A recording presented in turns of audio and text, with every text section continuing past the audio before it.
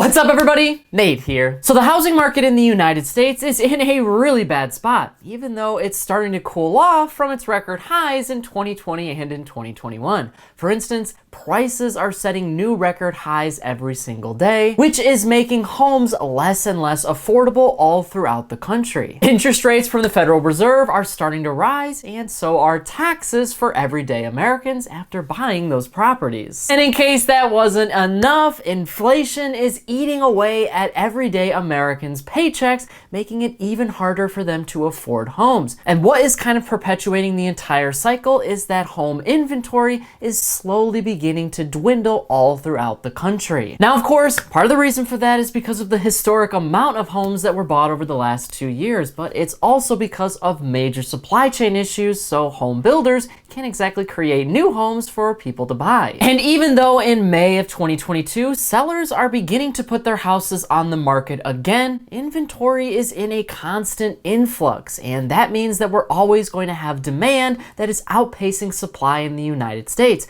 There's really not much of a solution for that, or at least I thought there wasn't until President Joe Biden and his administration released their brand new housing plan. President Joe Biden and his administration are currently trying to increase the amount of opportunities for every single American to buy a home in the United States, increasing demand through some government programs and starting to work with suppliers to increase inventory. This administration believes that having a home is the American dream and that every single American should at least have the chance to get one. But the last time we saw this ideology change in the United States, well, we had a major housing market crash, and that wasn't really too long ago, something like 2007. So today, I want to go over President Joe Biden's brand new housing plan. What is it proposing? How exactly are they going to pay for it? And how is it actually going to fix our housing market and economy in the United States? But before I get into all of that, do me a quick favor and hit smash or destroy that thumbs up button below and ring that notification bell too. Both of those two things are completely free and they help to show me that you like this video and that you want to see even more just like it. Thank you so much for doing that, and now let's jump right into the plan. So President Joe Biden is seeing that the housing market is in a really rough spot because of inflation and supply chain issues. Over the last 2 years as well, we've seen heightened demand because of stimulus and super low interest rates in the United States. Now we are at a point where many people cannot afford homes on a regular basis, and that is causing the housing market to now start to cool off, which is kind of the whole point of raising interest rates. But raising interest rates in the United States is only going to do so much. Demand is going to always outpace supply in the United States. So you're always going to have home prices going up every single year. And that's a problem because wages in the United States and salaries cannot simply keep up with the cost of homes right now. So the first thing that President Joe Biden is working on is increasing inventory all throughout the United States. He wants to work with private builders to increase the supply of homes everywhere throughout the country. And honestly, the United States government is getting pretty creative about this. So in order to keep costs low, they want to build a lot smaller homes. So they want to build homes on smaller lots, so that way they can build a lot more homes so people can afford them and more people can move into them. In addition, they have an entire plan to renovate a lot of foreclosed homes or renovate a lot of other homes throughout the United States. So they're changing how homes are actually built all throughout the country. This takes a lot of homes that were not on the market because they were basically not livable and makes them livable so people can actually purchase them. And if the home is large enough, then they actually can split the lot or split the home. And this plan is going to take a few years. According to the administration, this entire plan is going to take around 5 years to fully implement in the United States, which is awfully convenient because if President Joe Biden is reelected, then counting next year and a possible re-election, then that would be a full 5 years. So kind of convenient timing there. In addition, the administration has said that this new plan would not mean more taxes for the United States public. They would simply reallocate funds from other things in order to increase inventory in the housing market. So in order to work with these builders and create more homes, they would have to pull money from a lot of other federal programs. The other thing that the administration is trying to do is purchase a lot of homes that used to be up for rent, but the homeowner or the real estate investment company or investor was no longer able to afford the home and had to go into foreclosure foreclosure on it. Rather than a new real estate investor or a company coming in and buying that property, President Joe Biden wants to put restrictions on what these real estate investors can do so that we don't have a bunch of companies continuing to enter the market. That has been a serious problem over the last 2 years because interest rates were super low and stimulus was really high. Well, regular everyday Americans went out and bought homes, but so did real estate investors and companies. That took away from the supply of homes and made it even harder for everyday Americans to purchase one. I mean, you couldn't exactly win a bidding war against a real estate investment firm. They were always going to pay more than you, and they were going to see that investment through to the end. So this would essentially de-incentivize real estate investors and companies. They would now have to wait at least 30 days to bid on a foreclosed property, meaning that everyday regular Americans could purchase one of these foreclosed properties from a real estate agent or the federal government. Now, the other thing the federal government wants to do is rezone a lot of areas throughout the country so we have a lot more land to put houses on. Right now in the United States, there's only so much land, and not everything is zoned for residential. A lot of it is commercial, meaning you can run a business out of it, but you can't live at that place. Changing the zoning would mean a lot less businesses, but it would mean a lot more homes could be built. And they've said they want to allow a lot of tax breaks for cities that go with this plan. In addition, they're getting even more creative. So when we talk about lots, there is one specific home on that lot. However, there are some homes in the United States that have really big lots, and actually they have an external dwelling. So they have like a separate place where somebody else can rent out and live in on one complete lot. For instance, if you have a detached garage, but you have stairs leading up to the attic of that garage, well, you might be able to clear out that entire attic and add a bedroom and a bathroom and say it's a private dwelling. The Biden administration wants to expand this. They want to build homes and they want to put those external dwellings on that home. And if you have a big basement that you're not using, well, the Biden administration wants to make it an apartment. They might need to renovate that space in order to make it livable, but it's something they want to do. Basically, they want a lot more homes to be built on existing property. So if you live on a big property, expect a call from Uncle Sam sometime in the future. And then finally, they want to allow a lot of tax breaks for Americans and down payment assistance. So you could put a lot less down in order to buy a home. And this would only come into play if you are in a certain income bracket. If your income isn't very large, then you are more likely to qualify for one of these federal assistance programs. That would essentially increase financing for the individual. So they would have to take on a bigger loan, but it would make it a lot easier for them to get into a home in general. And it's not clear if this would only be for the government properties that they want to build, or if it's going to be for any property in the United States. But with all that being said, what does this actually mean? Well, like all things in life, it's a lot more complicated than that. Under this new Biden proposal, a lot more people in the United States will be able to buy homes. But that doesn't mean it's going to be a whole lot easier for builders to actually create homes. In the United States and across the world for that matter, we have a ton of supply chain issues because of the war between Russia and Ukraine and also shutdowns in China. We're not able to get a lot of the supplies that we need in order to build new homes. That means that even though the United States government wants to build new homes, they're not going to be able to. We have started to see builder sentiment drop every single month in the United States because builders don't have enough supplies in order to build new homes. If that was to increase, then yeah, the US government and builders could build more homes, but the US government really wouldn't have to jump in at that point. Builders would start building homes more often because they want to do it for a profit. That's their incentive. They want to build more homes so they can sell more homes. The reason they're not doing that now is because they literally can't. Now, that is expected to increase in the future. As the pandemic goes away, as the supply chain issues subside all throughout the world,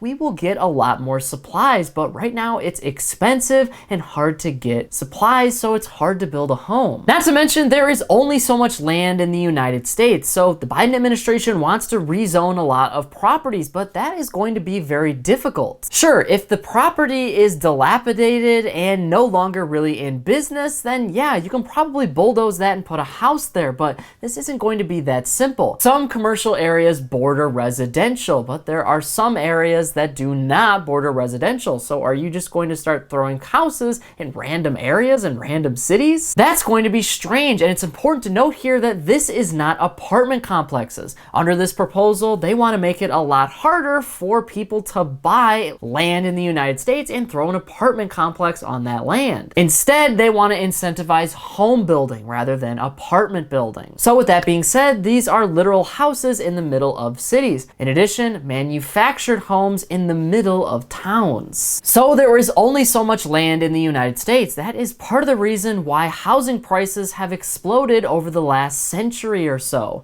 There is only so many places that you can build a house. It takes time, money, and energy to actually craft a home. So there's going to be a really high demand in it, and there's a lot of value there. Home building boomed in the 80s and 90s, and even earlier than that in the United States. That's why we have these big residential districts all throughout the country, but all of that land is already spoken for. So now where exactly do you build homes? Where exactly do you build subdivisions? That has been part of the creative problem for builders for centuries now, and the United States government jumping in and rezoning things can help, but it's not going to be an end-all be-all fix. In addition, I'm curious to see how these homes are going to look. Part of the reason why we have such a high demand for homes is because Americans want a really nice home, especially millennials and Gen Z. The ones that are able to buy homes right now don't want to go in and put a lot of work into that home.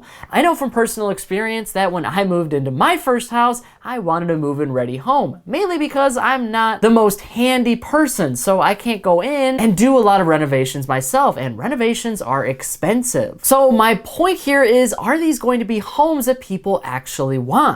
Sure, they might be livable, but what standard does that really set for all of the homes in the United States? This proposal is going to mean smaller homes. Smaller homes are great for certain people, but they're not great for big families. So you're already limiting the amount of people who are going to be interested in that home. I mean, I guess if you're in this situation and you're going after this type of housing, then you don't really have a choice. But these homes might not be built for realistic American families, so that's something that they're going to have to keep in mind. The financing of these homes is going to be very tricky for the everyday American. There are lots of plans out there where Americans can essentially put 0% down on their homes. However, this makes the home in the long term extremely expensive because you now pay a lot more in taxes and you pay a lot more in insurance. It might not make a whole lot of sense for Americans to go in with little to no money down on these houses, because if they did that, then they might end up paying just as much as they would if they just saved a few years to get a sizable down payment. Now, to me, it makes a whole lot of sense why the United States federal government would want to do this, because this means a lot more money is going to be pouring in to the United States government, particularly in taxes. So over the last 2 years, the housing market has exploded, which also means that property taxes have gone up in the United States. If we start building more residential properties and we start rezoning places so that we can build even more properties, well, that means the United States government is going to collect even more in tax revenue. And according to them, this is not going to cost them anything. They're basically going to take all of the taxes they have right now, all of the money they have on hand, and allocate it towards this resource. So they're not paying anything and they're getting all of this new tax revenue. In addition, you're going to see a lot more financing. This is going to be direct payments to the United States federal government, because that, at the end of the day, is who owns your mortgage. The biggest mortgage owner in the United States is actually not a private company. It's Fannie Mae and Freddie Mac. These organizations basically insure mortgages from private institutions. So when you go to buy your house, you technically have to pay back the bank. But what happens if you stop paying? Well, the bank has to put your house into foreclosure and they eventually sell it. They end up losing a lot of money, but the United States government saw this as a problem. So Freddie Mac and Fannie Mae essentially insure these banks and financial institutions. So if you don't pay your $100,000 mortgage back, well, that's okay, because the federal government is going to give that bank and financial institution the difference of what you didn't pay. So technically speaking, these federal organizations own most of the mortgages in the United States, and that would only increase if the US starts financing even more mortgages. And this can create a long-term problem for the United States, and I compare it to a situation like we're seeing with colleges and universities right now. if the United States has every single home in their pocket and they make it a situation where everybody in the United States can afford a home, well, that means homes and sellers can basically price their home at whatever they want. It doesn't matter what the demand is. It doesn't matter what the inventory is, because everybody wants one and everyone can afford one. They are going to be guaranteed by the government. Now, the plan doesn't necessarily say that, but it might end up leading to this over time, depending on what the demand for housing is in the future. With it guaranteed, it'll end up just being like school and college degrees. Everybody's going. You now have so many homes on the market that it basically tips the scale and prices get out of control. And personally, I think that every single American should have a respectable place to live that they can call home at the end of the day. Somewhere that they feel comfortable, somewhere that they feel safe. But let's be honest, owning a home is expensive and not every single American can afford one. The only reason right now that Americans can't afford a home is because they don't have enough money.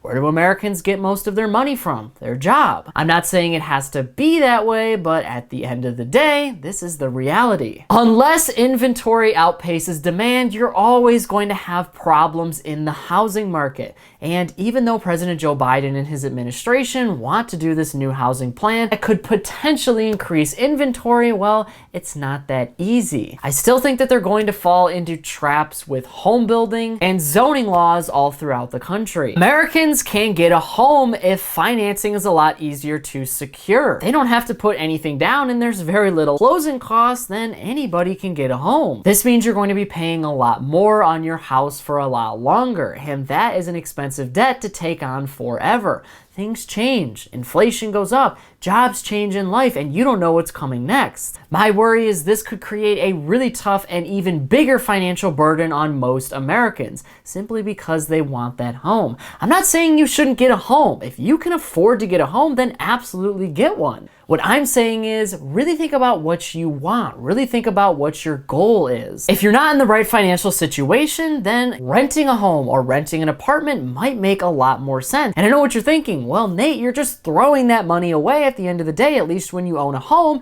you get to own something at the end of your mortgage. And that is definitely true. Renting has its own set of problems and it has its own set of benefits. Weigh the pros and cons, because let me tell you, as a homeowner, things are not that simple. Getting a home is not the end of your journey, it's just the start. And while President Joe Biden wants to make it a lot easier for millions of Americans to get into a home, it might end up creating a lot more problems down the road. And to be clear, this entire housing market plan is just a plan and a proposal. It is not passed into law just yet. No changes are being made at this moment in time. And in order to do all of the things that they want, Congress still has to pass President Joe Biden's Build Back Better bill, which would unlock billions of dollars in funding. But we are nowhere near that yet. So in the meantime, the housing market is kind of just left to do its own thing. But now I want to hear from you on this issue. What do you think about President Joe Biden and his administration's plan for housing in the United States? Do you think this is something that could actually work and would benefit the housing market in the long term?